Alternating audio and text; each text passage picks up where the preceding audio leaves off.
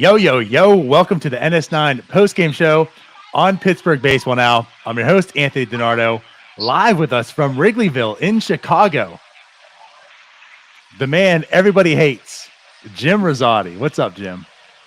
Yeah, how's it going? I thought we could pull one out today, but we didn't, unfortunately. Yeah. But so, it's a great day. Great day here in Chicago. How many wins have you witnessed now? Two. Yeah. Congrats. Not like Bucko Mike, who's 11 for 12. I mean, you can't compete with that. With that. But no, this took me to 2 and 4 on the season. So yeah, not great. Yeah. Well, I'll put it this way: the Pirates lose today 3-2 to the Cubs. I was expecting 28-1 loss, so I'll take it. It's a little bit of a win. It's a small victory. They didn't get blown out because you were there. So we appreciate that, Jim. It was somewhat of a watchable game. It was watchable because it was quick. But neither team, I feel like, played very well. No, they did not. And it's not as if the Pirates tried, because we saw that lineup. So can we start there? Can we just start there? Sure. I'm so fed up. And I'm quite the patient person. And, with this season, we know what it is, but I'm just sick and tired. And I've been harping, but I've reached my point. I've reached it. It's the threshold's crossed, right? As Charrington keeps talking about in trades, that they just have a threshold, and as long as it's passed, they'll make the trade. My threshold of Josh VanMeter and Yoshi Tsutsugo in this lineup, it's passed. I'm over it. I'm sick and tired of it. I'm done. And it's not just them being in the lineup. It is not the fact they start more than 50% of the games. It's the fact that Josh VanMeter was in the 2-hole last night, and now he led off. Yet Oneil Cruz is batting 7th consistently. What are we doing here? Why are we doing it? And I'm over it. Yeah, I don't really know any reason to give as to why that's happening. It doesn't make much sense. I don't really like it, but I understand the logic when they say, like, playing the veterans at all costs, like making sure you're playing the veterans right now before the trade deadline. But, like, Josh VanMeter isn't one of the veterans that has a chance of even being moved. So, like, why are we showcasing Josh VanMeter when we should be getting Oneil Cruz as many at-bats as possible? And it just blows my mind. It just absolutely blows my mind, because we maybe touch us a little bit. I don't really go too crazy on, like, the announcers and watching the game. And I know you didn't see the game because you were live. I don't care that, your home announcers are homerish. I mean, they probably should be to a degree. I know Greg Brown gets a lot of hate being the company man and such, and touting the Pirates. He probably should, if he's up there and bashing the Pirates every single day, it's probably a bad look. But to me, it comes to a point where it's like, when you're insulting our intelligence, and for the very first at-bat, Greg Brown is talking about that and how you're seeing Josh VanMeter up here because you're looking to trade these guys. There is not one person on this earth that's going to trade for Josh VanMeter that's employed by Major League Baseball. So don't give me this like you're playing the veterans for the trade value. There's nothing that anyone wants to trade for Josh VanMeter. You can simply call up your worst middle infielder in AAA right now, and he can do just as well of a job. No, I agree with everything that you said. I don't know why. I don't know why VanMeter's still on this team. He survived literally every roster crunch that there's been so far. And like, I don't know, is he on this team after the break too? Like, do they just roll with him the rest of the year? I don't know. because when the one dumb team that's going to trade for a Josh VanMeter made the trade initially, we didn't understand why. As a middle infielder with a plethora of middle infielders on this club, why? And we pretty much said it's going to last until they cut down to 26. And that came and went. And then that, like every week came and went, and he's still here. So, like, I want to tell you, logically, it's going to be the trade deadline. When nobody trades for him, they cut ties. But he's lasted every other time we've said it. So why should he just be cut at the deadline? I don't know. Maybe he does survive till September. That would suck. It would very much suck. So, and as I posted today, these aren't updated after today's numbers. And yes, he did have the double. And we'll talk about the game. But again, I got some things to get off my chest. But coming back from the IL, your leadoff hitter tonight has batted 125 with a 213 on base percentage, a 14 weighted runs created plus. So literally 80% of the league. I'm sorry. He's 86% worse than league average. Almost everybody in the league is a better hitter than him. And he was your leadoff guy tonight. And Yoshi Tsutsugo is not much better. Him coming back from the IL, he's 178 on base 196. He's slugging 200. He's got a 9 weighted runs created plus. So like basically your cleanup hitter, he's 91% below league average. Josh VanMeter is better than Yoshi right now, coming back from the IL. And Oneil Cruz bats 7th. Designated hitter also. Hitters even in the title of his position. He doesn't like to swing a bat, so I don't know why he's a designator. I hope to walk. Which he didn't do tonight. He did not. He did not. Just those strikes. That's all you gotta do. That's all you gotta do. All you need. I could go on for an hour, but we can't do that. These people aren't here really to watch me talk and vent about Yoshi and Josh VanMeter for an hour. Maybe they are, but I'll move on. Valid complaints, though. But I guess let's talk about the game. And I guess if you're going to talk about the game, let's start with JT Brubaker, who pitched, who probably saw a lineup himself as well and said, well, I got to carry this team. Not his best start, but not a terrible start. He does go 7 innings. He gives up. They were getting hits. I'm sorry. He goes 6 innings. They were getting hits, though. 8 hits off him, 4 strikeouts. Oh, my God. 2 earned runs. What was your take live from Wrigley on JT Brubaker tonight? He was okay. Like, he was effective enough. The Cubs were definitely hitting some balls hard off of him. They were getting on base, but then they couldn't really understand the rules of baseball, or I don't know what they were doing once they got on base. It was a very cube-like performance on the base paths today for the Cubs. How many guys were out on the bases? 4? Was it 4? I know 3, right? Like he picked one off, and then there was like 2 very bad base running. Yeah, I mean there was at least 3. At least 3. Could be 4. I don't know if I've seen a more worse base running performance by a team in a long time. Yeah, and we watch the Pirates every single night. That's what's crazy. Right. Yeah, I'm with you. So, again, like to JT, it wasn't the best performance. He got helped by the Cubs base running a bit. It was effective enough, like you said. I mean, the Pirates were enough in the game. He kept the team into the game. Gives up his first home run since June 14th. Like, talk about that a little bit. The home run has been something that's plagued him. He does give up a home run tonight. However, it's been over a month since he's given up a home run. So I'm going to kind of talk about how good of a stretch Brubaker's been pitching right now. He's been fantastic. Yeah, he's been really good. And even tonight, like, you can't get too upset with what he did tonight, even with the Cubs' help. Like, it was a pretty solid performance. Yeah, I think we should actually count the Ortega home run. I kind of take blame for that. That dude just rakes when I'm in the building. I don't know what it is. I've seen like every Rafael Ortega home run, I feel like, in his entire career. I don't know what it is. But yeah. No, as soon as he hit the ball, I was just like, you got to be kidding me. Rafael Ortega again. Yeah, well, we blame you for everything, so I'll take that as well.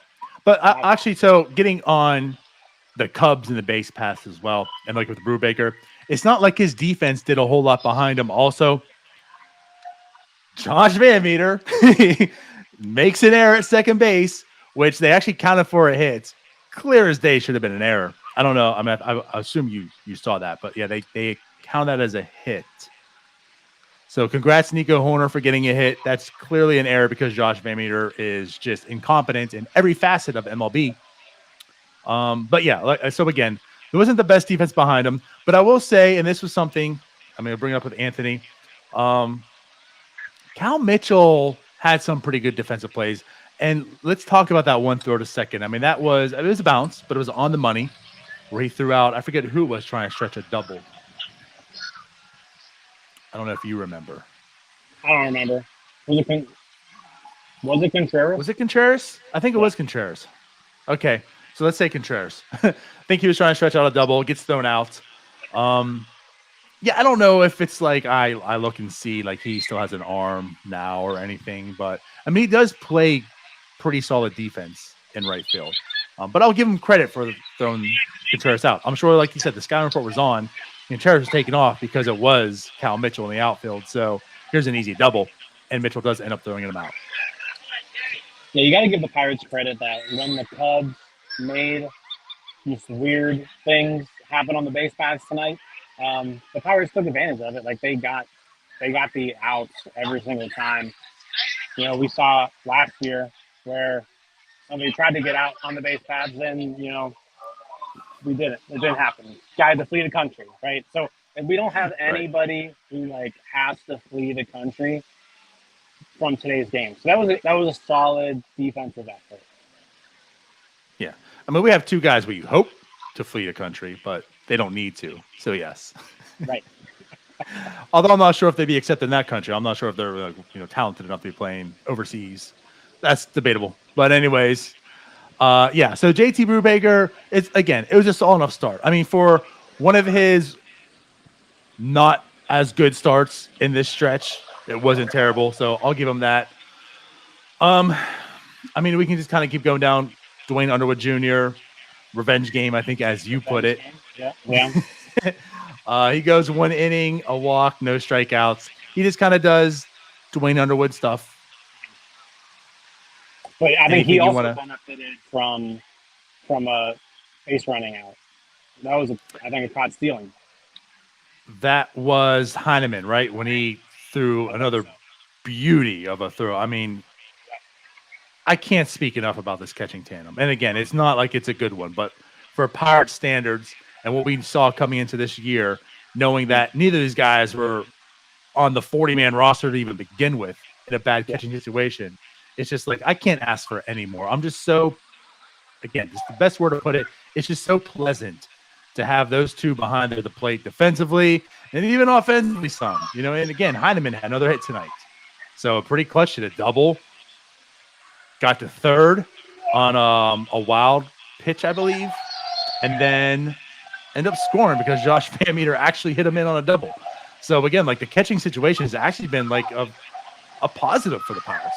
Probably one of the better positions on this team right now as a whole.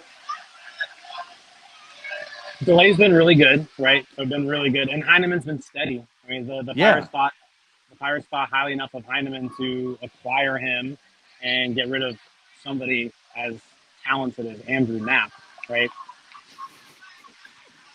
but for real, no, he's been good. Good defensively. He's not lighting the world on fire offensively by any means, but he's at least putting together like big league at bats. Yeah, for sure. I have, again, no complaints at all for either of them. But yeah, so like you said, Dwayne Underwood Jr., solid. Then De Los Santos comes in. He has an inning, a walk, a hit, gives up an unearned, no strikeouts. I felt like that inning was mixed. He came in looking strong, and then he looked pretty frustrated as well. Got out of it, but again, the run came. Obviously, it gave the Cubs the lead and was the winning run. But I don't know. What was your thoughts on De Los Santos tonight? Hold on. I'm getting kicked out of my area. They see the Pirates jersey. No, Get that man out of here. But yeah. So sorry about that. I get out that way now. All right. I'm walking down. Just give us a tour of Wrigleyville. You know what? No one wants to hear about this post game, anyways. We all saw it. We watched it. We don't want to relive it. Just give us a tour of Wrigleyville right now. And for those listening to the podcast version of this, I apologize. This sucks for you. Yeah. I mean, there's Wrigley Field. Very nice. Let's see here. There's a statue. I'm coming up on a statue. Let's take a look at. This is the Ernie Banks statue. Take a look at that. Yeah.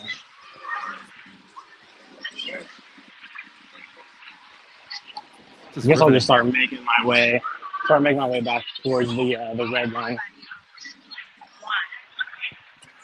So why are they kicking you out? Well, it's so the part I was in was actually technically still part of the stadium.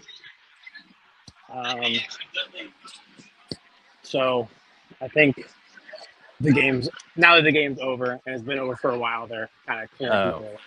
So, gotcha. Makes sense. Yeah. But stupid out-of-towners. Yeah, so there's Wrigley behind me.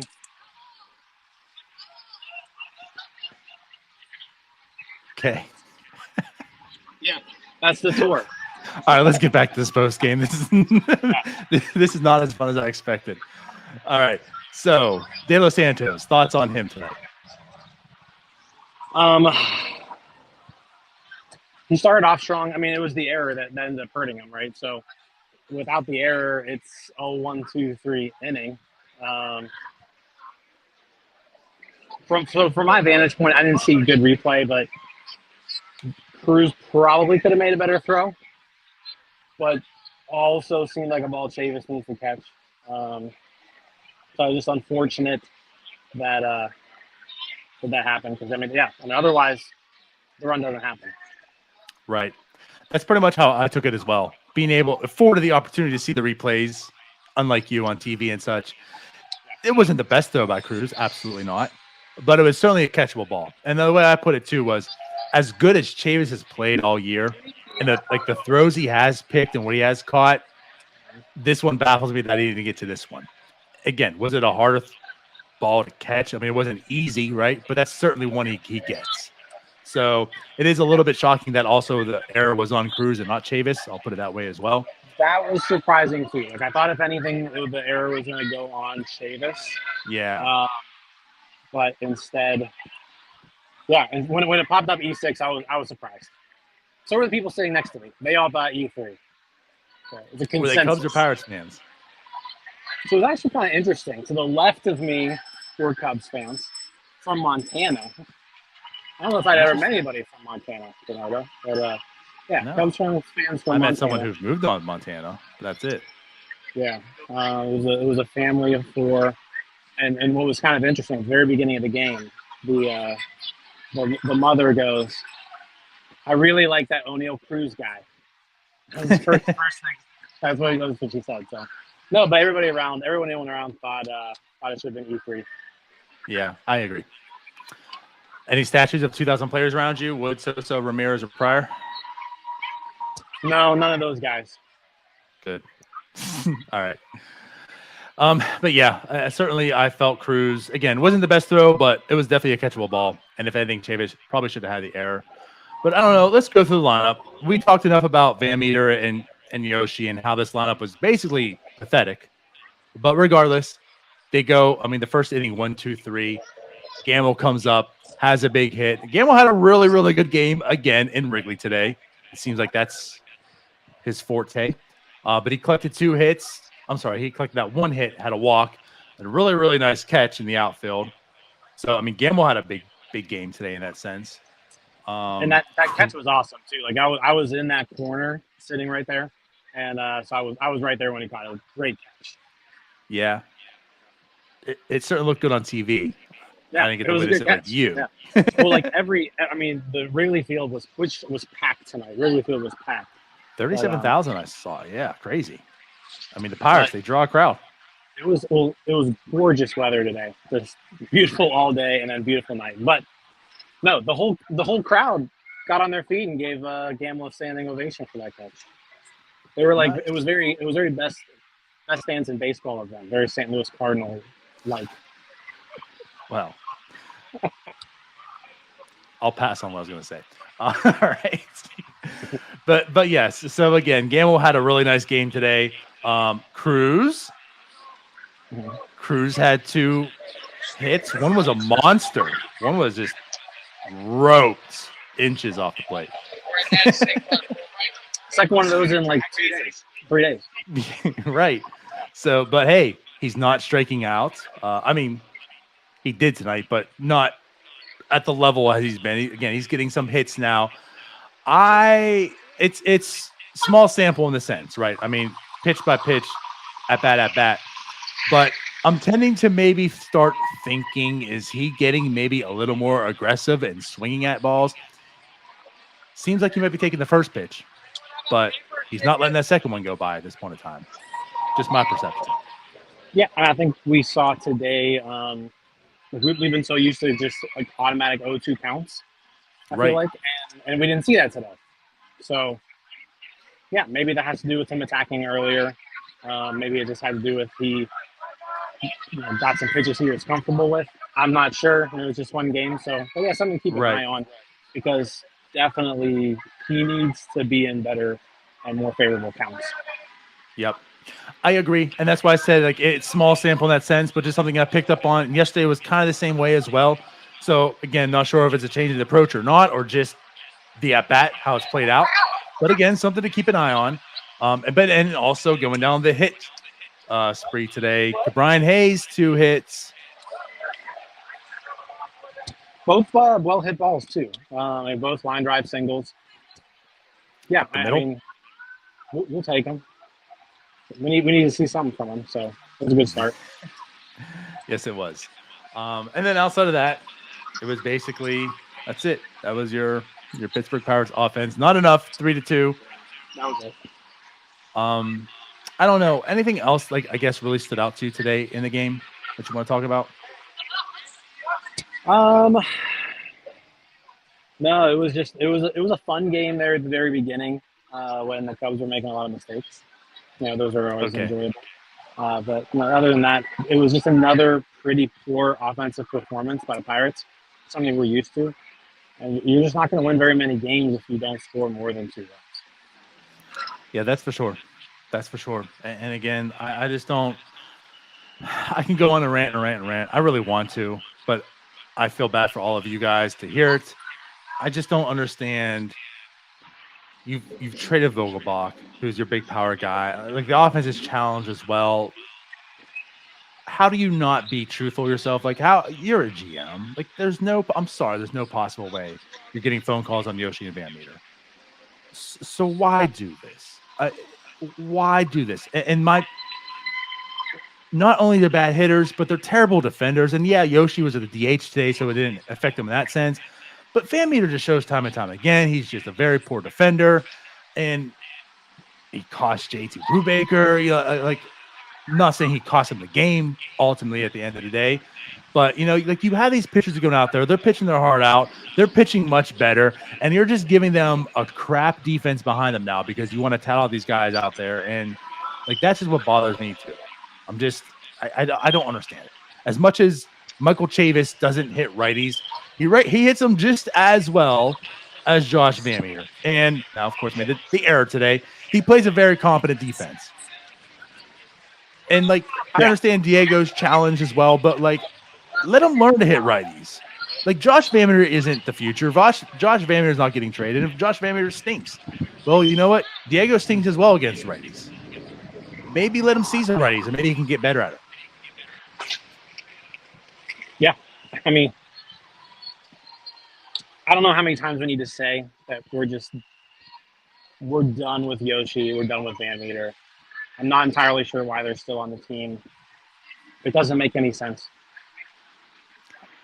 My counterpoint to Anthony's comment here is, to be fair, the non-Josh VanMeter defense helped JT Brubaker overall today. You know what? Where's Marcano? Mitchell Marcano is actually pretty hot today in not today, but really hot currently in AAA. I'm good. Thank you. What's going on? Someone asked for money. Oh. You're so mean. But this is where I'm at is like, where's Marcano? I understand. I point out with Bay, right? But Bay isn't on the 40-man. You have to make the move, which you can easily just, get rid of Josh VanMeter and do so. But you can have Marcano up here, and sure, like the non-Josh VanMeter's helped out the defense behind him, but then you could also have Marcano help out. Like you can have maybe 8 good defenders and not 6. Yeah. Or I mean, you could. I mean, they played 3 outfielders today, but who knows if that's going to continue. Now with Marisnik on the IL. Do you want to speak on that a little bit? Him going to IL, the trade value or the trade possibility, like, is that over? Do you think Turf Toes? Yeah, I mean, it definitely diminishes the value. I mean, I don't know how many people, if they are going to trade for him, they're not going to give up anything. Like, it's going to be cash at this point. You're not going to give up any real people for an injured Jake Marisnik. Right. And I never was on board of giving up real people. I felt it just made sense. International money, Jake Marisnik, and I'm happy with all of that. But now with the injury, yeah, I don't know. Like, does he even get traded is one thing, and if he does, it's sure as hell ain't going to be a lot of international money or anything, just cash considerations maybe, if anything. But yeah, that's kind of a blow because I definitely felt he was getting traded, and a team would definitely want him. It wasn't going to be high stakes, but that's why international money kind of made sense, which, by the way, won't be a draft, if anyone's worried or wondering. Yeah. Or thought it ever would be. So now you can just keep Yoshi, give him a qualifying offer. And take the draft pick. There you go. I love it. I mean, you don't think he would accept like a $17 million deal, right? Oh, no. I mean, now it's got to be 18-something now, But still, you accepting it just a 1-year deal at $18 million as Yoshi Tsutsugo? No. Exactly. So you now have the ability as a Pirates team to offer him that. When a team signs him to a long-term deal, you get the draft pick. Keep on building, baby. There we go. Love it. Yeah. So other than that, there was nothing else that really happened today as far as transactions, I guess. We saw the game. Wasn't pretty. Obviously, it was an L. Jim was there, so we knew that. You're not going to be at the game tomorrow, are you? Since it is a day game. Not going to be at the game tomorrow. No. So this was it. Very unfortunate. Very unfortunate. So everyone, you can go ahead and watch once again. You can watch the game. You can wager whatever you want. Yeah. Everything in your as we were tweeted, right? Everything in their FanDuel account. Yes. All right. Well, then let's go ahead and get out of here. Jim, I thank you for coming on live in Wrigleyville as you're getting kicked out. Any last words? That stupid "Go Cubs Go" song. It's the worst thing in the world. Worst thing in the world. And they just played over and over again for like 10 minutes. Awful. Yeah. Well, imagine being a Cubs fan. Then again, imagine being a Pirates fan. Right. Yep. Sucks. All right. Well, let's get out of here. We'll be back tomorrow. Finish up this series against the Cubs. Hopefully the Pirates can split it. Actually, you know what? I don't even know who goes tomorrow. I did not even check. Probably do that. It is. Oh, yeah. Bryce Wilson against Keegan Thompson. Yeah. So if only we had somebody in AAA, who wasn't building his arm up, we'd be a lot better off. But how could you manage that in the majors? Right. Exactly. You understand we have to send the pitchers to AAA. That way we can manage them. That's why Holderman's there. We got to find out what he has. So that's why he's in Indianapolis to do so. All right, let's get out of here before we're going to turn another hour of this nonsense. We'll see you guys tomorrow. Thanks for watching. Subscribe, like, do all that good stuff with us. We appreciate it. Bye-bye. See you guys.